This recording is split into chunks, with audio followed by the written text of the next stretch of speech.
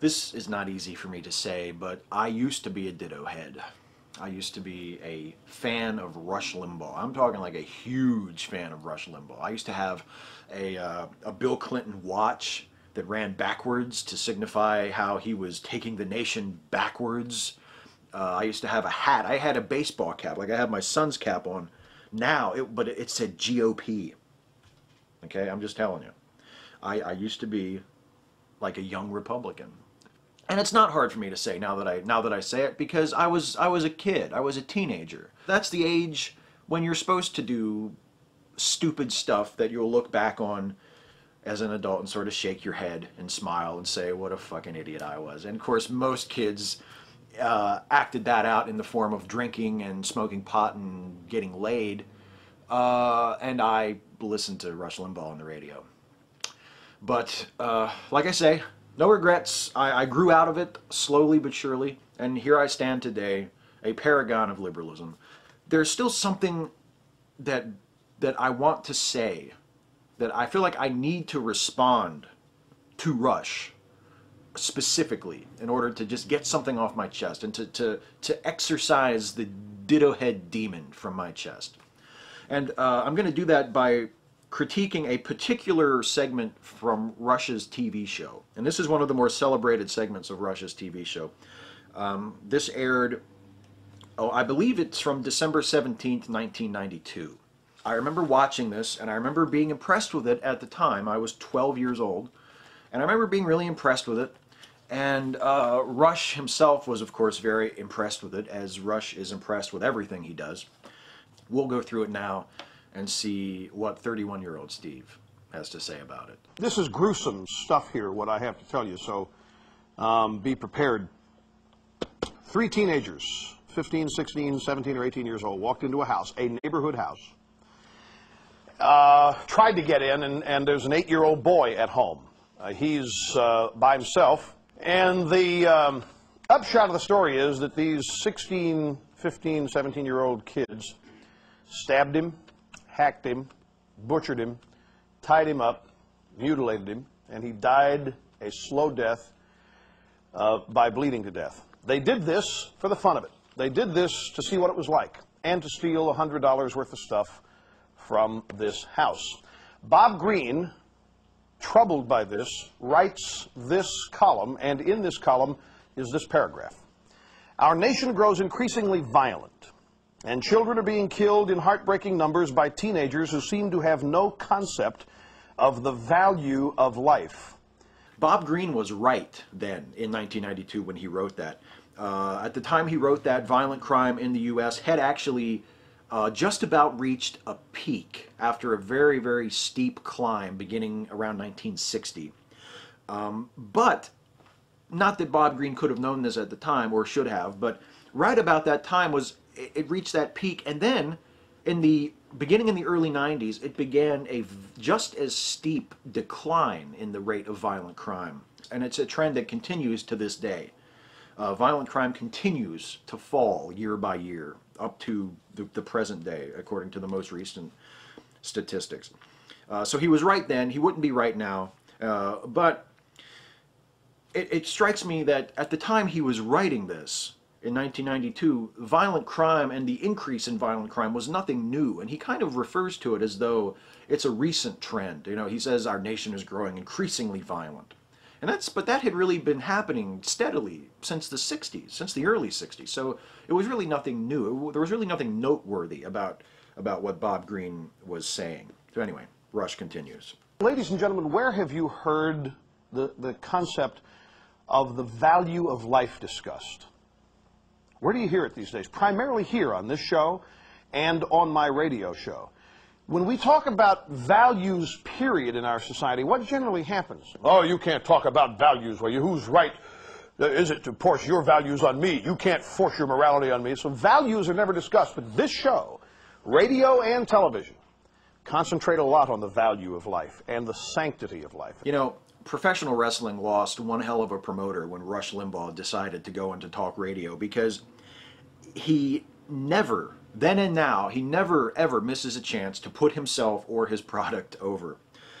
He's getting ready here to deliver this really sober sermon, is what it actually is, on morality and values. But before that, he has to set himself up as the champion of morality, as the only voice in the media that is brave enough to bring these things up.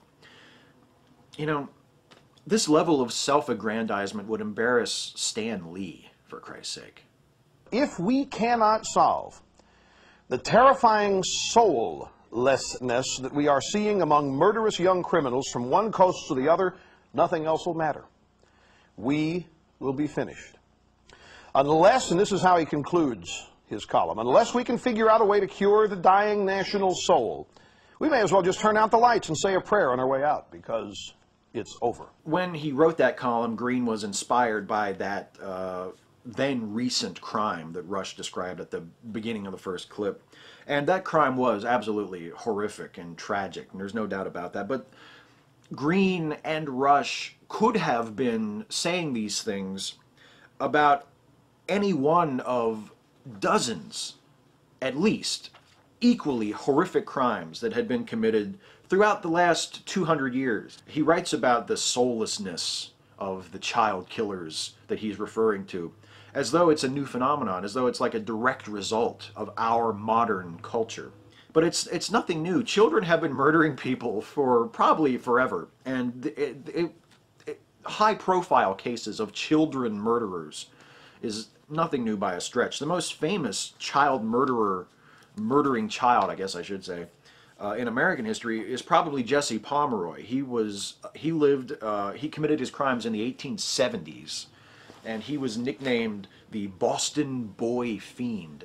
And he killed two children, a 10-year-old girl and a 4-year-old boy. And before he did that, he sexually molested and tortured 7 other boys. He was just a really, really wicked, evil kid.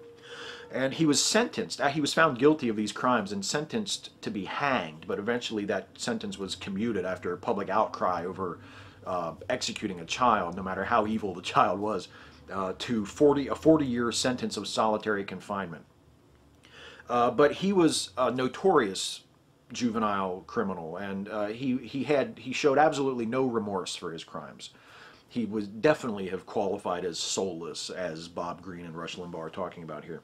May I ask you to think about something here for a second? Does science talk about the concept of the soul? Does science try to prove the existence of the soul?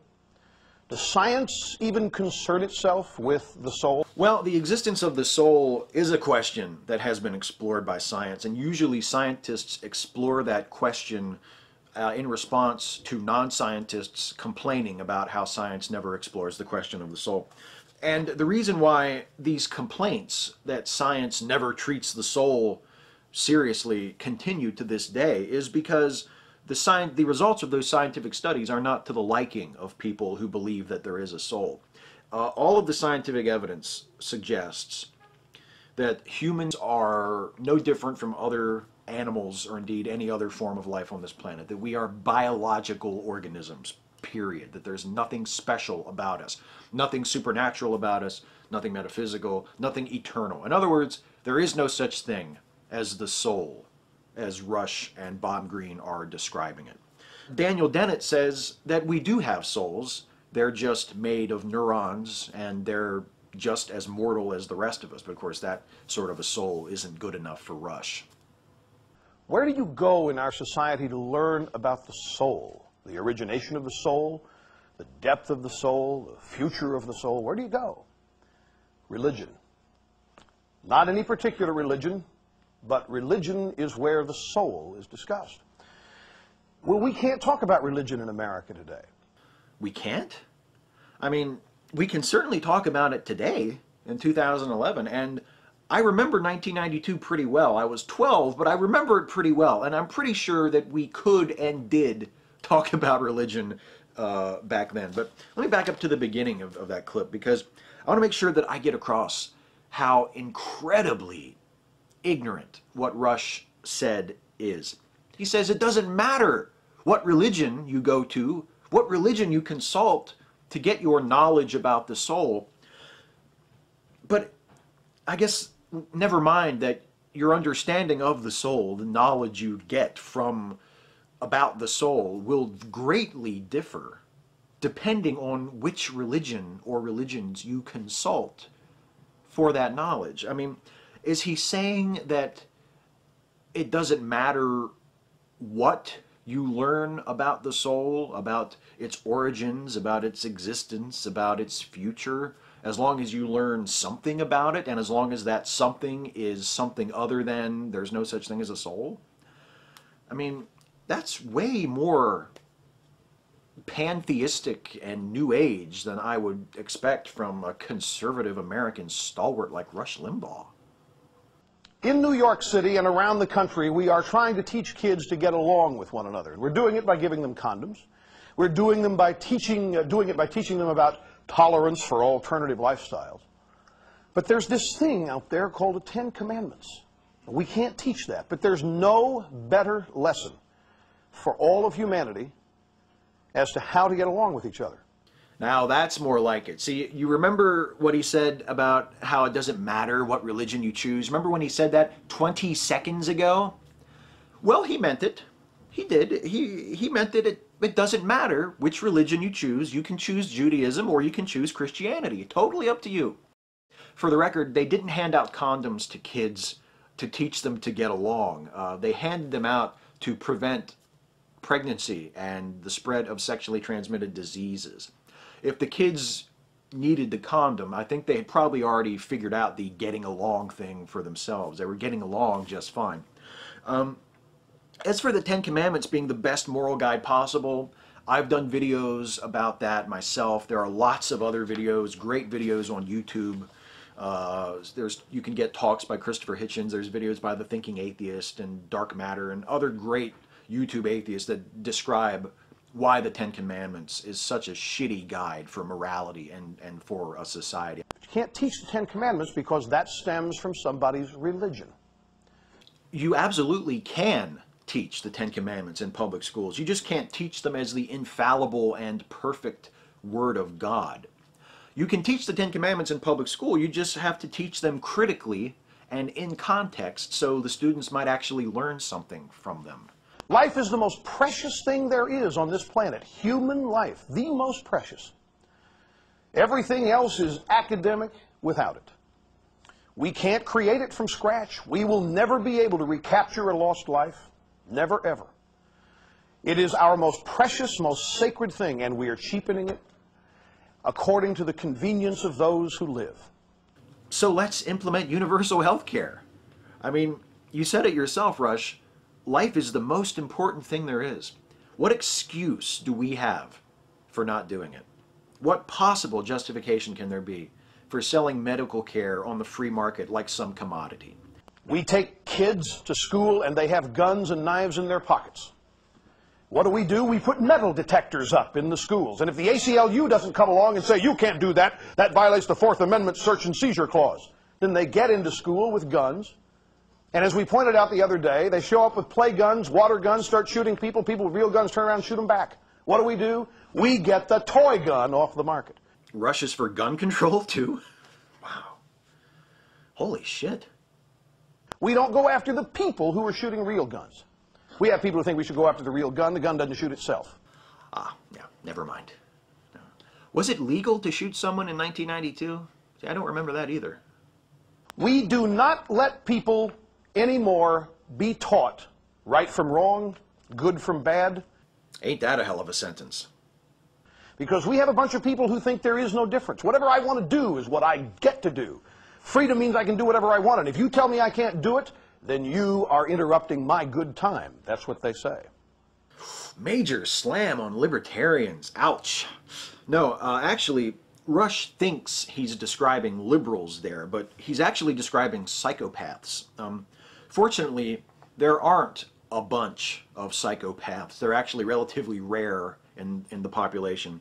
Well, in my mind, ladies and gentlemen, all of this is totally understandable. This lack of respect for life, especially in kids and teenagers. Look at the movies they watch. I remember when I was a kid, my parents were all concerned about Beatle music. I grew up in the 60s. And in the mid-60s, Beatle music, I Want to Hold Your Hand, I Saw Her Standing There. All of that stuff was deemed revolutionary and bad, but look at the lyrics. They were harmless. They were love songs. It was the hair and the appearance that my parents were afraid of. But you look at what's out there today. Look at Two Live Crew's Mean So Horny. You know what that is about? It's about the destruction of the female vagina by a bunch of men having a good time. Can't ban that. Nope. That's freedom of speech. That's art. We then have all kinds of songs by rappers like Ice-T called Cop Killer. Oh, can't interrupt that. That's called freedom of expression and art as well. We've got all these hacker and slasher movies. We have people getting slashed to death, hacked to death, shot to death. Killers get killed 25 and 30 times over, like in the Friday the 13th movies, and they always come back to life. Life has become cheap in our society. It's become a commodity that we can broker for our own convenience. Where to even start? He acknowledges the fact that society's standards of what is weird and dangerous and transgressive changes over time, then goes on in the very next breath to do the exact same thing to contemporary music that he sort of makes light of his parents doing for the Beatles when he was a kid. And just, I mean, listen to how he talks about Two Live Crew and Ice-T. Could he be any more of a square? I mean, I am far from a connoisseur of hip-hop, believe me. But after listening to Rush Limbaugh talk about Two Live Crew and Ice-T, I feel like I could write for XXL. And that bit about how life has been cheapened, that bit right there at the end, how life has been cheapened by being brokered as a commodity, isn't that exactly what I said a few minutes ago? What possible justification can there be for selling medical care on the free market like some commodity? Yeah, see, I remembered, but thanks. Science can try to explain behavior all they want. Science can try to explain psychological temptation, this and that. It's the soul. It is respect for the essence of humanity and life. And when that is not respected, and when you can't teach that, what we have in our society is no wonder. It's the soul. There's no scientific proof, but it's the soul. It just is. I think it helps, even with the age of that piece, it helps to look at that and to sort of dig into it and dissect it and unpack it a little, because there is no single figure, I think, in American culture, in American media especially, that is as responsible for the current state of the Republican Party and the conservative movement in America than Rush Limbaugh. And when you can look at one of his most celebrated editorials from his television show, something that he still talks about occasionally to this day, and is still obviously very proud of, and realize how blindly hypocritical it is, how he contradicts himself at times from one sentence to the next. I mean, that's how incoherent and inconsistent the man's thinking is. I'm not saying that liberals aren't guilty of the same thing from time to time, certainly not. But what it does for me as a liberal person is remind me of how important it is to me and hopefully to others to make sure that my opinions, that my beliefs, that my convictions are well thought out and are not hypocritical and not self-contradictory. And if you look at the video we just examined and compare it not only to itself, but to Rush Limbaugh's broader philosophy, you realize that it's terribly, terribly inconsistent, that there's a lot of hypocrisy and a lot of contradiction in there. And being aware of that and being able to articulate that and point it out and explain it, I think is a good exercise, and it helps put over for me the importance of making sure as much as possible that I am not guilty of that same thing. And so in that sense, I think even though it's a 20-year-old tape, I think it's a valuable exercise, and I'm glad that I got that off my chest. And I apologize for the length of this one, and thank you so much for watching.